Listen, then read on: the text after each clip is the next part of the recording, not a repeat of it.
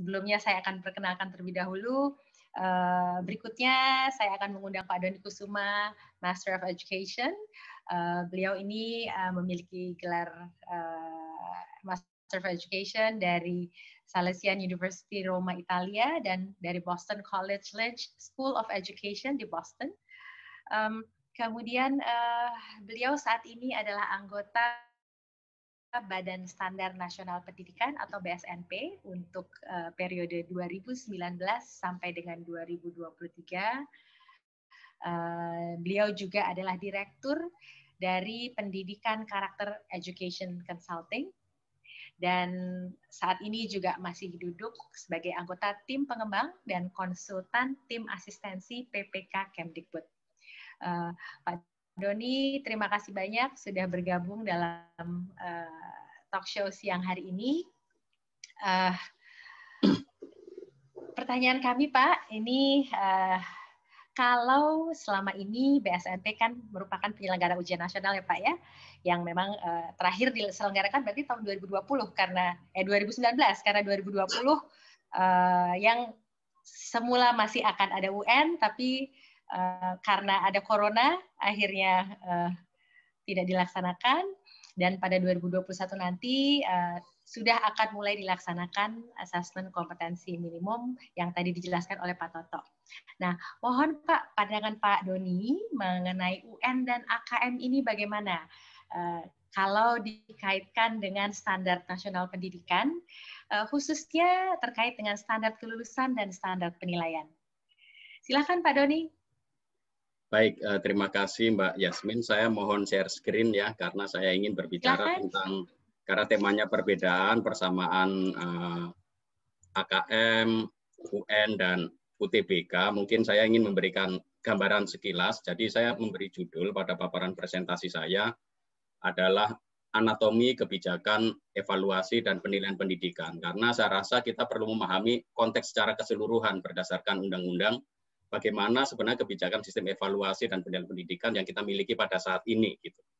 Nah, tadi sudah disebutkan oleh Mbak Jasmine, poin kami nanti akan ada 5, jadi peranan BSNP, penyelenggara UN, status kebijakan UN saat ini, anatomi kebijakan evaluasi dan penilaian secara generik, lalu kemudian saya memberikan ya tabel persamaan dan perbedaan ini sejauh saya memahaminya, karena memang beberapa informasi mungkin ada keliru juga mungkin, tapi kami ingin mencoba menjelaskan persamaan dan perbedaannya lalu kesimpulan.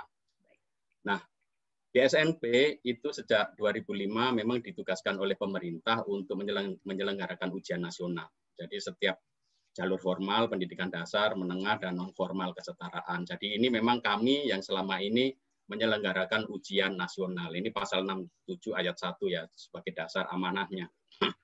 Lalu ujian nasional waktu itu dipakai untuk apa saja sih? Itu teman-teman di sini pasti sudah tahu. Saya cepat saja sebagai pemetaan mutu, dasar seleksi jenjang berikutnya, penentu kelulusan ini kalau nggak salah sampai 2015, lalu pembinaan dan pemberian bantuan kepada satuan pendidikan untuk meningkatkan mutu pendidikan. Jadi hasil UN itu selama ini dipakai seperti itu. Nah, kalau kita melihat UN yang sebelumnya, karena kita nanti akan membandingkan UN dan AKM, ya, maka kita perlu melihat karakteristik UN. Secara umum kalau berdasarkan PP, penilaian UN ini disebut penilaian oleh yang dilakukan oleh pemerintah, ya. Jadi dari dalam PP 19 pasal 63 ayat 1 dikatakan penilaian pendidikan pada jenjang pendidikan dasar dan menengah terdiri atas 3. Ini kita harus paham benar ini. Artinya apa? Hasil belajar itu dinilai oleh pendidik, ya.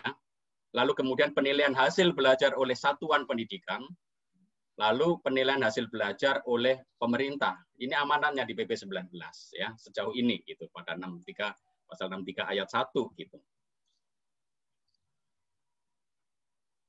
Oke. Tidak keluar. Nah, lalu penilaian hasil belajar oleh pemerintah, karena saya kasih warna biru ini, bertujuannya untuk apa? Mencapai kompetensi lulusan secara nasional pada mata pelajaran tertentu dalam kelompok mata pelajaran ilmu pengetahuan teknologi dan dilakukan dalam bentuk ujian nasional. Ya, jadi memang yang diamanatkan kepada kami untuk mencapai kompetensi lulusan secara nasional pada mata pelajaran tertentu. Gitu. Nah, amanat ini dasarnya adalah dari Undang-Undang Sisdiknas pasal 58 ayat 2 yang menyatakan itu evaluasi peserta didik, yang saya kasih garis besar huruf tebal itu evaluasi peserta didik ya dilakukan oleh lembaga mandiri ya secara berkala, menyeluruh, transparan, sistemik untuk mencapai pencapaian standar nasional pendidikan. Kita tahu standar nasional pendidikan itu ada 8 dan yang terkait dengan kurikulum itu umumnya ada SKL ya standar kompetensi lulusan, standar isi, standar proses dan standar penilaian ya. Ini evaluasi peserta didik akan dilihat apakah SKL-nya itu tercapai melalui mata pelajaran tertentu itu dan kemudian secara berkala, artinya setiap tahun rutin dan menyeluruh semua siswa, transparan hasilnya disampaikan kepada publik dan sistemik karena menjadi sebuah sistem di Indonesia. Maka di sini di pasal 58 ayat 2 ini hadirlah BSNP ya yang diberi amanat itu. Tetapi untuk yang evaluasi oleh lembaga mandiri, tetapi tentang satuan pendidikan, program pendidikan, ini sejauh ini dilakukan oleh Badan Akreditasi Nasional. Jadi ada 2 lembaga yang menilai ketercapaian ini. Nah, tentang ujian nasional, posisinya bagaimana? Ya tentu saja saat ini posisi ujian nasional itu dihapus. Ya, dasarnya apa? Kita ingat kembali, sebenarnya ini berasal dari rapat terbatas pembahasan UN 24 Maret 2020. Dan kami ingat betul sebelum ratas ini kami dari BSNP rapat di diskusi pleno kemudian memberikan rekomendasi mengirimkan surat kepada Mas Menteri untuk pembatalan ujian nasional karena sampai sebelum rapat terbatas ini kami sudah melaksanakan ujian SMK di beberapa provinsi. Tetapi kemudian pada saat yang bersama ada corona lalu beberapa daerah meminta, provinsi meminta untuk ditunda, akhirnya kok banyak yang meminta menunda, akhirnya kami sebagai penyelenggara mengusulkan kepada Mas Menteri untuk ini segera diselesaikan saja dalam arti lebih baik dibatalkan, artinya dibatalkan untuk tahun pelajaran 2020-2021 gitu karena memang tidak memungkinkan dan kalau kita lihat alokasi waktunya kalau misalkan ditunda itu juga kemungkinan sulit sekali untuk dilaksanakan. Dasarnya apa? Seperti tadi alasannya pandemi COVID-19. Lalu kemudian diberi dasar hukum regulasinya melalui surat edaran Mendikbud nomor 4 tentang pelaksanaan kebijakan pendidikan dalam masa darurat penyebaran COVID virus corona disease 19. Jadi ini dasarnya. Berdasarkan surat edaran ini, tentu surat edaran ini kan hasil dari rapat terbatas tadi. Kemudian BSNP tidak menyelenggarakan lagi ujian nasional yang untuk tingkat SMA gitu karena yang SMK sebenarnya sudah selesai dikerjakan di beberapa provinsi. Itu. Nah, sekarang saya ingin berbicara tentang anatomi. Nanti supaya kita bisa memahami bagaimana memetakan AKM, ujian nasional dan kemudian LTMPT atau UTBK itu. Kita tahu ujian nasional di dalam kebijakan asesmen nasional itu dalam Undang-Undang Sisdiknas diatur dalam pasal 57, 58, 59. Maka harus diletakkan dalam keseluruhan kerangka ini karena masing-masing punya porsinya sendiri-sendiri gitu. Yang kedua, tujuan evaluasi ini apa sih? Oh, ini untuk pengendalian mutu pendidikan secara nasional, akuntabel bagi penyelenggara pendidikan dan pihak-pihak yang berkepentingan. Artinya kalau hasilnya itu bagus, dia bisa untuk seleksi masuk perguruan tinggi tidak tertipu dengan hasil dari SMA misalkan. Sehingga itu akuntabel bagi pihak-pihak yang berkepentingan. Nah, sasarannya apa? Kalau di dalam sistem evaluasi kita menurut Undang-Undang Sisdiknas, sasaran yang harus dievaluasi terkait kebijakan pendidikan, evaluasi penilaian pendidikan adalah peserta didiknya harus dievaluasi, berarti hasil belajarnya dan mungkin juga sikapnya, lalu kemudian lembaganya, satuan pendidikannya, program pendidikannya, dan ini yang dievaluasi apa? Baik itu pendidikan formal, non-formal, di semua jenjang, jalur, dan jenis pendidikan. Ini amanat untuk membuat evaluasi pendidikan dalam Undang-Undang Sisdiknas. Nah, di pasal 58 ayat 1 jelaskan sangat transparan bahwa evaluasi hasil belajar peserta didik dilakukan oleh pendidik untuk memantau proses kemajuan dan perbaikan hasil belajar peserta didik. Jadi asesmen yang sifatnya harian, formatif, menginformasikan praktik supaya menjadi lebih baik, itu sudah ada nih di 58 ayat 1. Dan ini siapa yang melaksanakan? Pendidik, Bapak Ibu Guru, itu. Jadi melalui ulangan harian dan lain-lain. Kemudian, pasal 58 ayat 2 disebutkan begini, evaluasi peserta didik, satuan pendidikan dan program pendidikan, yang saya tebali itu peserta didik, lalu kemudian lembaga mandiri secara berkala, menyeluruh, transparan, sistemik, untuk menilai pencapaian standar nasional pendidikan, Nah, lembaga inilah menjadi dasar dilaksanakannya ujian nasional selama ini. Jadi mohon dipahami dengan sungguh bahwa pasal 58 ayat 2 terutama untuk mengevaluasi peserta didik, evaluasi peserta didik untuk mencapai standar nasional pendidikan, berarti kan SKL-nya ya itu menjadi dasar untuk ujian nasional selama ini. Gitu. Ini pasal 58 ayat 2. Yang nomor 1 sudah ada, karena apa? Lewat raport, nilai raport, Bapak Ibu guru memberikan raport, penilaian harian gitu ya. Lalu kemudian yang di sini sekarang sudah tidak ada, karena lembaga mandirinya BSNP sudah dibekukan kewenangannya untuk melaksanakan ujian nasional, karena ada persoalan COVID tadi. Kemudian pasal 59 ayat 1 ini menarik juga. Di sini dikatakan pemerintah dan pemerintah daerah melakukan evaluasi terhadap pengelola satuan, jalur, jenjang, dan jenis pendidikan. Berarti pengelola ini bisa jadi kalau swasta, yayasan dikelola, dievaluasi. Satuan pendidikan berarti pemerintah dan pemerintah daerah punya hak untuk mengevaluasi satuan pendidikannya. Lalu kemudian masyarakat dan organisasi profesi dalam bentuk lembaga mandiri juga boleh melakukan evaluasi. Tetapi semua ketentuan ini diatur di dalam peraturan pemerintah. Nah, menurut kami peranan pemerintah yang seperti ini sejauh ini tampaknya itu belum ada ya. Jadi peranan ini belum ada. Kemudian yang organisasi masyarakat ini juga belum ada. Lalu yang terakhir LTMPT. Nah, ini kita ada lagi dari setelah UN, kemudian waktu itu ada tes masuk perguruan tinggi dan ada lembaga baru namanya LTMPT. Ini sebuah kebijakan evaluasi yang agak berbeda. Pendidikan tinggi dikelola oleh Kemdikbud gitu kan. Nah sekarang sudah balik lagi, sudah balik satu rumah, sehingga sebenarnya prosesnya itu harusnya lebih mudah untuk mengintegrasikan gitu. Ini memang agak berbeda, baik tujuannya, konsepnya, cirinya, prosesnya agak berbeda. Jadi LTMPT nanti teman-teman yang di LTMPT akan bisa menjelaskan lebih detail.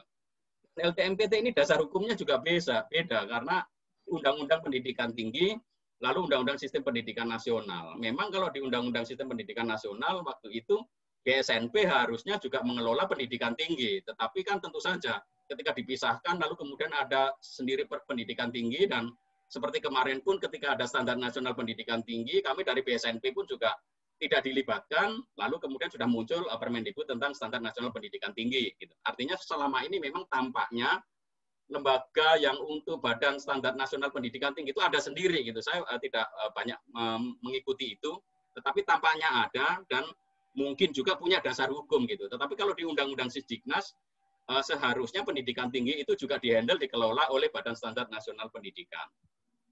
Yang terakhir, persamaan dan perbedaannya Bapak Ibu. Mohon diperhatikan ini dan diingat-ingat, bisa di-screenshot Bapak Ibu.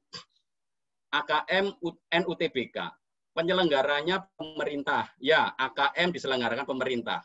UN dalam arti tertentu tidak, karena lembaga mandiri BSNP, meskipun pada akhirnya juga bekerja sama dengan Balitbank. UTBK ini bukan pemerintah, karena lembaga mandiri. Yang kedua ini menurut saya yang penting, karena ini akses masuk perguruan tinggi nanti akan terganggu karena harus bayar.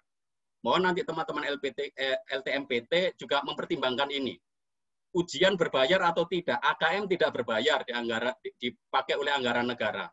UN tidak berbayar karena dibiayai anggaran negara. UTBK berbayar, kalau nggak salah 250 sampai mungkin ya 250.000 setiap kali mahasiswa mau daftar untuk tes untuk UTBK. Sasarannya sekarang kita lihat. Seluruh peserta didik pada jenjang tertentu, AKM tidak. Sasarannya bukan seluruh peserta didik AKM itu. UN iya, pada jenjang tertentu iya. UTBK tidak. Tujuannya, pemetaan hasil belajar siswa secara nasional. AKM menurut kami tidak, karena dia tidak memetakan hasil belajar siswa. UN iya, karena bisa dilihat masing-masing anak, masing-masing individu, nilainya ada itu, matematika, IPA, bahasa Indonesia, bahasa asing ada. UTBK mungkin agak berbeda ini, sehingga itu tidak ada. Lalu pemetaan kualitas satuan pendidikan nasional. Ada di AKM. AKM juga memetakan kualitas satuan pendidikan, memetakan sekolah.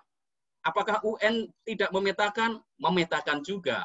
UN itu juga bisa menentukan kualitas sekolah ketika dilihat dari hasil ujian nasional. Meskipun kalau kita buat rata-rata tentu saja ada kesalahan berpikir ya. Artinya apakah total jumlah seluruh siswa itu bisa menentukan kualitas sekolah? Itu tentu saja tidak.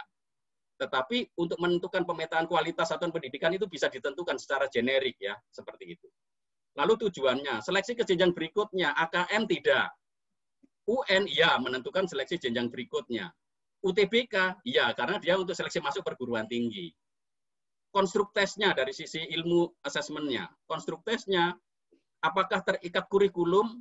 AKM itu nggak terikat kurikulum karena lebih pada berpikir, bernalar gitu kan, kemampuan logis. Jadi nggak ada mata pelajaran di situ. Di UN terikat kurikulum, maka bentuknya mata pelajaran. Di UTBK, sejauh saya tahu, tidak berdasarkan mata pelajaran, tetapi ada tes potensi akademik, tes potensi untuk keberhasilan, dan lain-lain. Jadi tidak terikat pada kurikulum SMA mereka itu.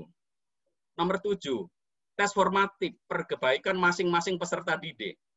Jadi apakah masing-masing peserta didik itu bisa mendapatkan informasi untuk perbaikan-perbaikannya, ya? Ini saya rasa AKM tidak juga, karena kan hanya perwakilan sampel.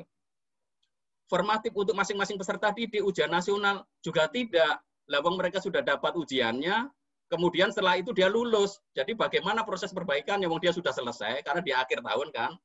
Lalu UTBK juga tidak. Jadi yang centangnya sama, itu cuman itu saja. Formatnya masing-masing tidak berupa formatif. Lalu sumatif, ini penguasaan isi kurikulum. AKM tidak sumatif karena dia tidak menguasai isi kurikulum. UN iya, karena yang diujikan, diteskan adalah standar isi dalam standar nasional pendidikan. UTBK tidak. Gitu.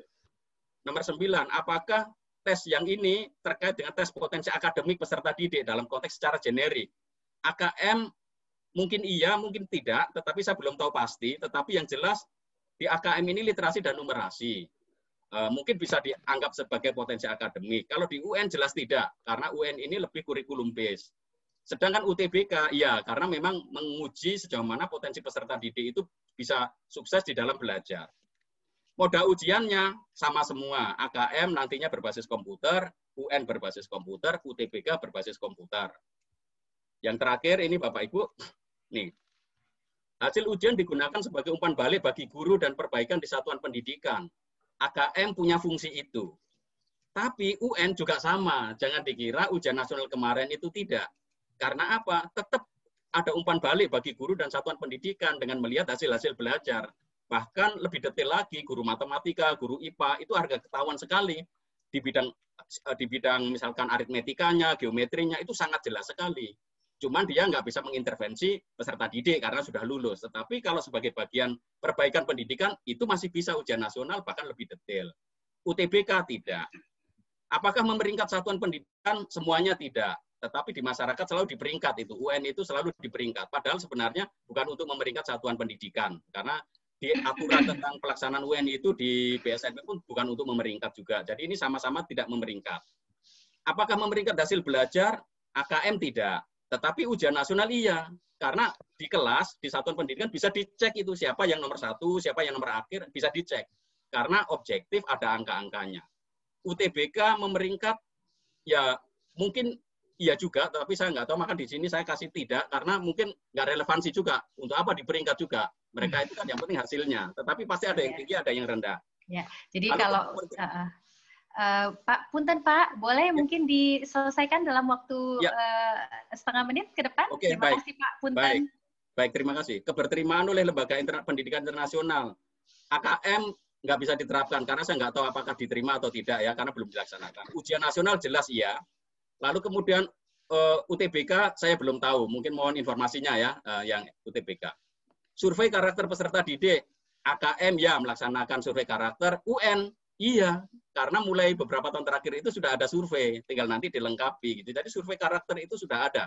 Dan hasilnya sangat bagus. Tahun lalu saya melihat reportnya sangat bagus. Dan itu juga bisa menjadi intervensi untuk perbaikan pendidikan. 16. Benchmark ketercapaian SKL peserta didik secara nasional. Yang lain tidak, hanya ujian nasional. Lalu potensi pembengkakan anggaran negara. AKM itu sangat berpotensi, karena seluruh SD, SMP juga. Lalu kesulitannya berbasis komputer, AKM akan sangat banyak sekali kesulitannya karena belum ketersediaan komputer untuk yang SD. Lalu high stake testing, ya UN dan UTBK, iya. Ya, jadi ini Mbak, kesimpulan saya mohon dilihat seperti ini. Mungkin yang bagian akhir adalah ini. Pertama, poin 5, sinkronisasi diperlukan untuk sistem evaluasi dan assessment, dan kami BSNP sedang menunggu juga sejauh mana regulasinya, karena ketika dibekukan, maka kami tidak dapat melaksanakan apapun selain pengembangan untuk standar nasional pendidikan. Jadi AKM itu nggak memiliki kesamaan sama sekali menurut saya dengan UN, ada beberapa sisi yang sama, tetapi banyak tidak samanya. Dan yang UN inilah yang saat ini dibekukan. Begitu saja. Terima kasih, Mbak.